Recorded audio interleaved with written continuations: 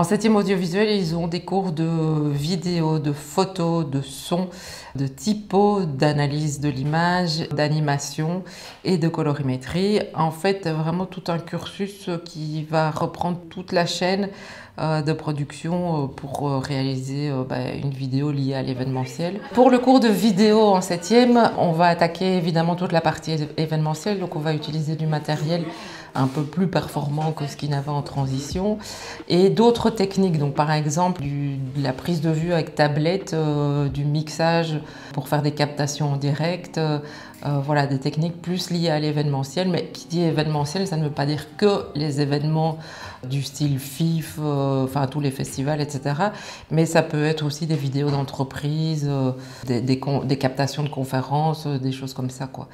Et puis évidemment, il y a toute la partie après montage à aborder, et donc toute la partie scénario qu'on va voir, enfin la structure par rapport au montage, quoi. Ils ont également un cours d'étalonnage pour pouvoir travailler après la colorimétrie de leur captation vidéo, des cours de technique d'éclairage en studio et autres. Donc voilà, c'est très très riche comme bagage pour que quand ils puissent aller sur le terrain et là du coup faire de l'événementiel, ils aient le bagage le plus complet possible.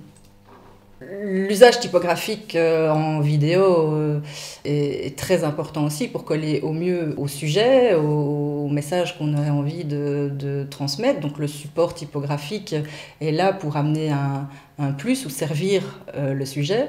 Donc connaître la connotation d'une police de caractère, savoir ce qu'elle évoque, ce qu'elle peut transmettre comme idée ou pas, être plutôt neutre, se justifie et doit être pertinent au sein d'un projet multimédia, que ce soit pour travailler dans l'événementiel, certainement, en tout cas. En tout cas, moi j'essaie de donner des bases en animation qui leur permettent d'améliorer ou d'intégrer de l'animation ou un minimum de petits effets spéciaux ou de traitement sur les vidéos pour agrémenter toute leur production vidéo.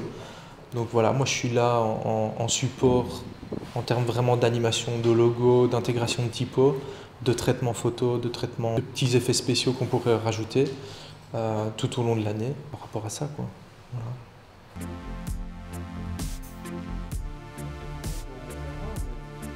La septième multimédia, alors il y a deux septièmes multimédia, il y a la partie digital designer et l'audiovisuel. Ces deux septièmes en fait sont semi-ouvertes, ce qu'on appelle, donc ça veut dire que des élèves qui viennent du général ne pourront pas rentrer, être admis dans cette septième-là. Il faut qu'ils aient suivi un cursus artistique. Donc un élève d'infographie par exemple qui viendrait en septième peut tout à fait prendre le train en marche.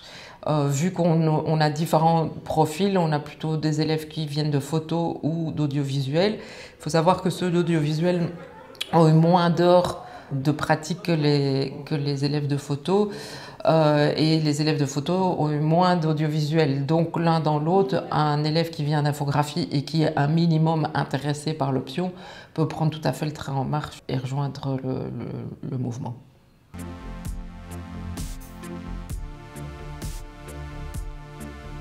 Il ne faut pas de matériel spécifique parce que l'école fournit le matériel nécessaire. Après, si l'élève a un appareil photo qui filme, c'est encore mieux parce que le but premier, c'est qu'il devienne indépendant après. Donc, c'est d'utiliser son matériel et de le connaître à fond. Donc, autant qu'il utilise son matériel. Maintenant, s'il n'a pas de matériel parce que voilà, il n'a pas encore investi là-dedans, on a le matériel de l'école et voilà.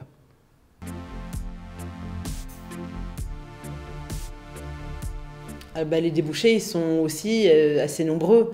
Tout dépend vraiment de l'orientation qu'ils vont vouloir prendre.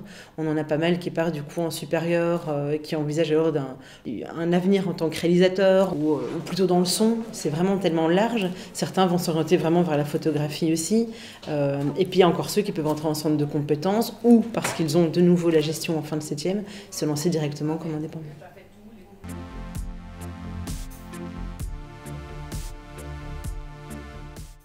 Alors les qualités pour être un élève en septième audiovisuel, Pareil, il faut être très curieux.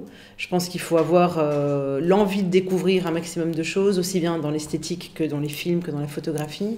Puis aussi, il faut avoir envie de bouger sur le terrain, il faut avoir envie de rencontrer les gens, parce que dans l'événementiel, on va faire que ça. Il ne faut pas avoir peur de l'autre. Et puis, il faut sortir de sa bulle de confort et se lancer dans l'aventure.